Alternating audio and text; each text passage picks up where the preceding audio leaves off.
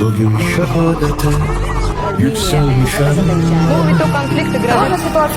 Türkmen ərazisində hərbi vəziyyət elan edilsin. Əks hücum əməliyyatına başlaması barədə qərar verildi. Ruhum sizinledi, küçüktür beden, koymadım. Torpaqlarımız işğaldan azad oldu.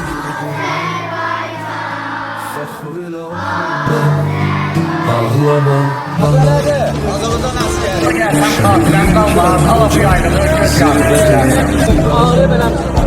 Binde geç kırık aşağı hazır değil. Oğlum sen de öpürüp evi sana emanet edelim. Bizə qismət oldu ki, Qarabağ bu yolda şəhid olaraq dönməliyik inşallah. İnşallah qələbə bizim olar. Cenneti bahşedin, Torpaqları alıb gələcəm. İnşallah. Tək bana belə bir başlayalım. Ölək, qalan. Satırlar, yedrik olmalar. Yaşayan ölülər. üstün bir nişan. Halkın tarafından ben sevilmişem.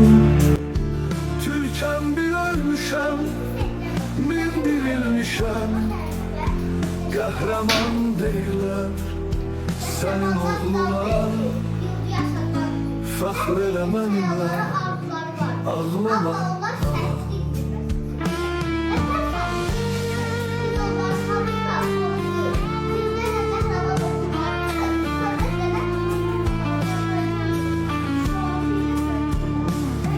Halkıma son sözüm budur nihayet.